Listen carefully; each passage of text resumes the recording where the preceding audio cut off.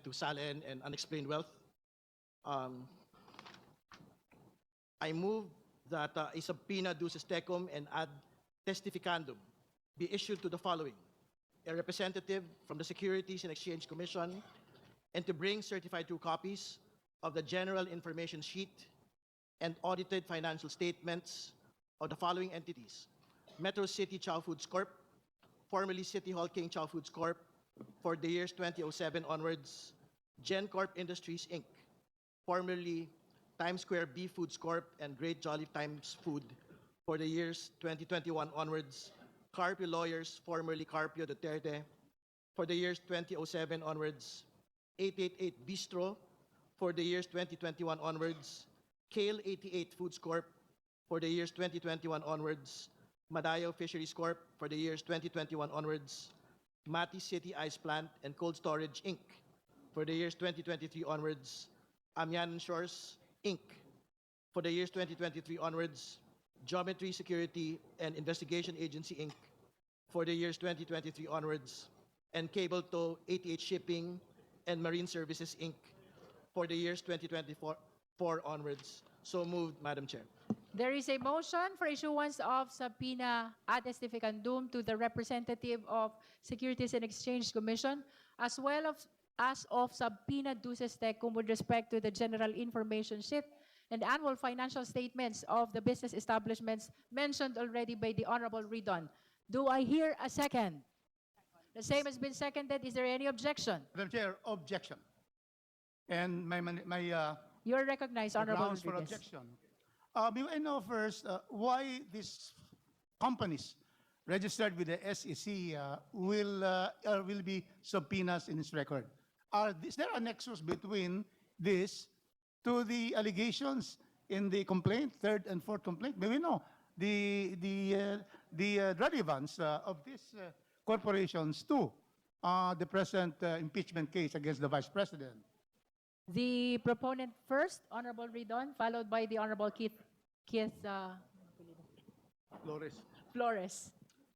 Mahalaga po yung pagpapaliwanag mula sa una, sa mga kinita po ng mag-asawang Duterte Carpio from their own personal income, which will be reflected from the annual income tax returns. Pangalawa, mula din po doon sa mga corporate documents kung saan po sila kasali, sapagkat doon po natin makikita kung yung po mga other lawful income para maipakita na ang lahat po ng kanyang kinita over the course of 17 years from 2007 ay mga lehitimo pong kita mula sa sahod at mula po sa kinita mula sa propesyon at mula po sa mga negosyo. So, meron pong clear relevancy.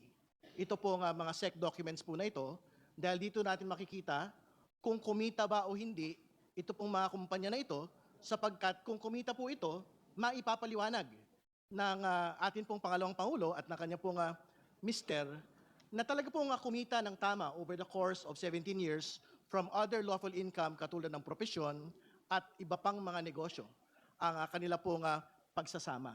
So dito po maipapakita ng atin pong pangalawang Pangulo na hindi po unexplained wealth. Ito po kanyang pagkakaroon ng 88 million na net worth in 2024 kumpara po sa kanya pong kinita na cumulatively sahod from 2007 to 2024 na more or less mga 30 million to 40 million pesos lamang po, Madam Chair.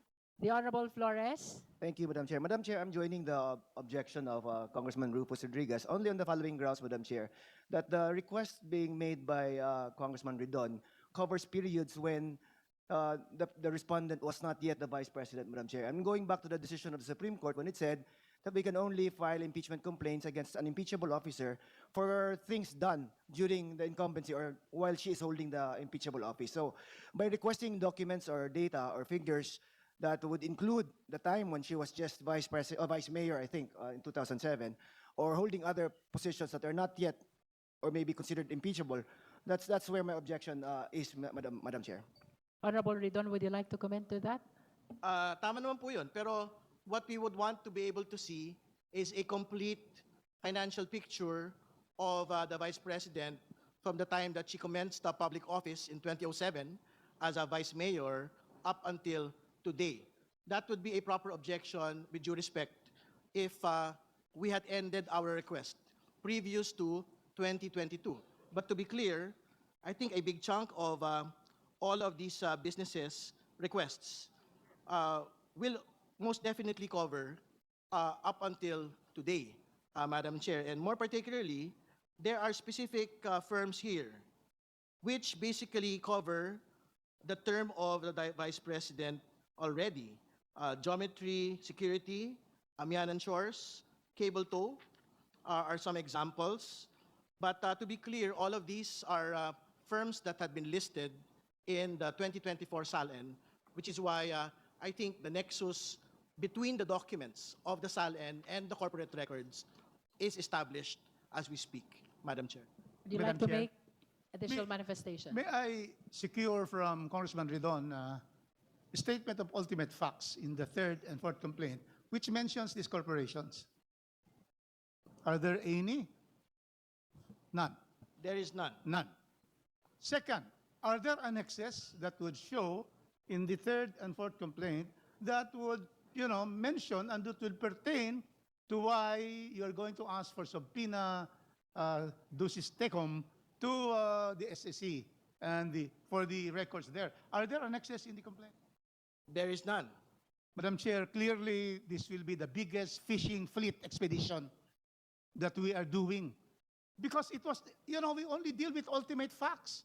In fact, we are trying here to determine whether there is violation of the 6 grounds of the Constitution as stated in the two complaints.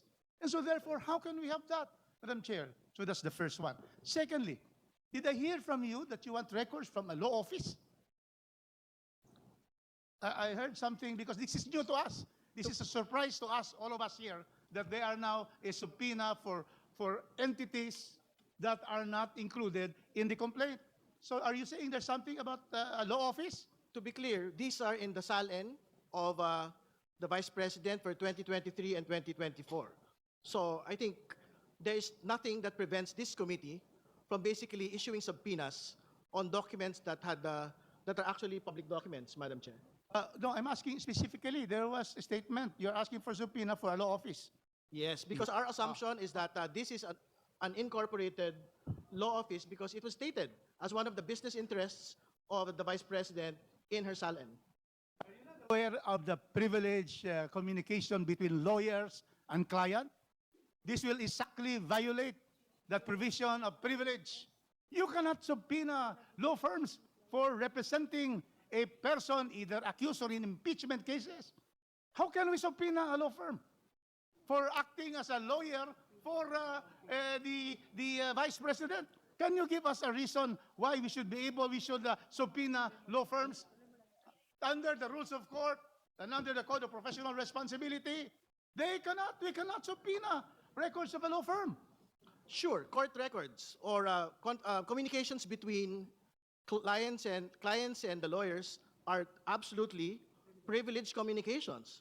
But if this particular law firm is an incorporated entity within the Securities and Exchange Commission and had been submitting annual audited financial statements year after year and general information sheets, I don't think we are precluded as a committee, as an impeachment proceeding, from requesting these particular documents. We are not talking about conversations between the clients of Duterte Carpio or Carpio lawyers. We are talking about their financial output year on year. And to be clear, this is precisely the justification of supporters of the Vice President as to why her net worth, had ballooned to 88 million as against a computed cumulative salary of 30 to 40 million pesos. So I don't think there is reason to, in fact, object to getting all of these financial documents, whether from a corporation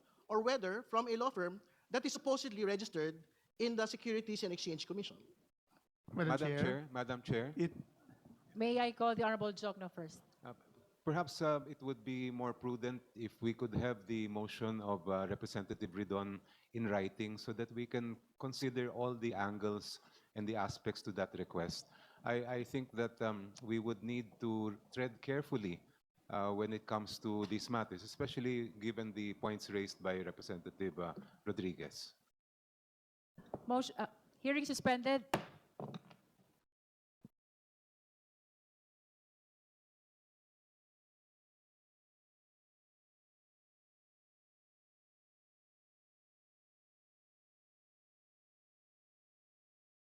The matter of SALN and unexplained wealth. I understand that Congressman Chu had already moved for the subpoena of the SALNs of the Vice President, and I will also be moving for the following documents and for the committee to issue subpoena duces tecum and ad testificandum on the following: a representative from the Bureau of Internal Revenue to bring the following: tax compliance and reported income of Vice President Sara Duterte, her spouse, Attorney Manasseh Carpio, and various business entities in which they hold interest. Original or certified true copies of the annual income tax returns and other relevant documents pertinent thereto, such as VAT payments of Vice President Sara Duterte, her spouse Manasseh Carpio, for the years 2007 to 2025, and the following entities for the periods specified: Metro City Chow Foods Corp., formerly City Hall King Chow Foods Corp., for the years 2007 onwards; GenCorp Industries Inc., formerly Times Square B Foods Corp., and Great Jolly Times Food, for the years 2021 onwards; Carpio Lawyers, formerly Carpio Duterte, for the years 2007 onwards; 888 Bistro, for the years 2021 onwards; Kale 88 Foods Corp., for the years 2021 onwards; Madaya Fisheries Corp., for the years 2021 onwards; Mati City Ice Plant and Cold Storage Inc., for the years 2023 onwards; Amianan Shores Inc., for the years 2023 onwards; Geometry Security and Investigation Agency Inc., for the years 2023 onwards; and Cable Tow 88 Shipping and Marine Services Inc., for the years 2024 onwards. So moved, Madam Chair. There is a motion for the issuance of subpoena ad testificandum to the BIR representative and for subpoena duces tecum to the aforementioned documents by the Honorable Ridon. Do I hear a second? Any second to the motion of the Honorable Ridon? Second. The same has been seconded by the Honorable Dolima. Is there any objection? The Honorable Rodriguez is registering his objection. If you have no other manifestation, we shall proceed to vote. Those who are in favor of the motion, please raise your right hand.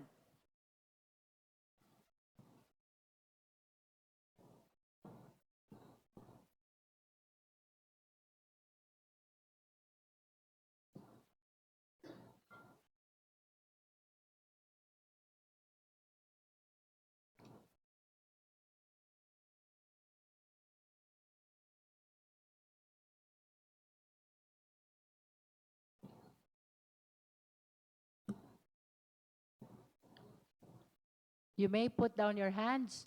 Those who are not in favor of the motion, kindly raise your right hand.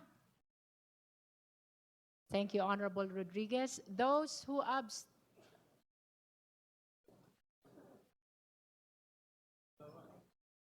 Thank you.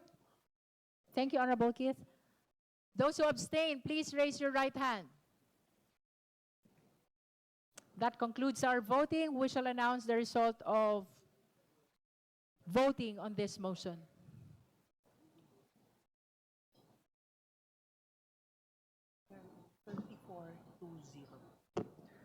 With 34 votes in the affirmative, 2 in the negative, and 0 abstention.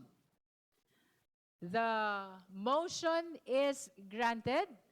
The chair directs the committee secretariat to issue the necessary subpoena ad testificandum to the BIR representative and subpoena duces tecum with respect to the ITR of VP Sara Duterte, her spouse Manasseh Carpio, for the year 2007 to 2025, including the entities for the same period as mentioned by the Honorable Ridon. So ruled. Honorable Ridon. Madam Chair, I have one more motion.